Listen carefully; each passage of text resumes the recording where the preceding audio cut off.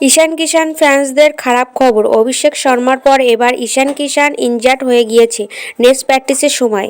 Jasprit বুমরার practice করছিল ঈশান কিষানের সাথে। ও ও জাসপ্রীত বুমরার বলে ইয়র্কার মেরেছে। সে বলটা ঈশান কিষানের পায়ে লেগেছে আর এখন পা ধরে বসে আছে ঈশান কিষান। দেখা যাক, কালকে তো ভারতের ম্যাচ আছে, কালকেও রাতের ম্যাচ আছে। দেখা যাক ওই টাইমের মধ্যে ঈশান কিষান ঠিক হয়ে যায় কি না। কিন্তু অলরেডি অভিষেক শর্মা বাইরে হয়ে গিয়েছে, তার জায়গায় সঞ্জু স্যামসন খেলবে। কিন্তু এখন দেখা যাক ঈশান কিষান ঠিক হয়ে যায় কি না।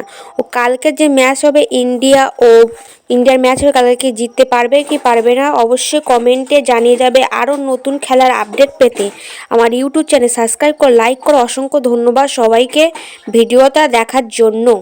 অনেকে ভিডিওটা দেখছো কিন্তু লাইক ও সাবস্ক্রাইব করছো না, প্লিজ লাইক ও সাবস্ক্রাইবটা করে দাও প্লিজ। সাবস্ক্রাইব করলে আমার আরও খেলার ভিডিও তোমাদের মাঝে নিয়ে আসতে মোটিভেট হবে।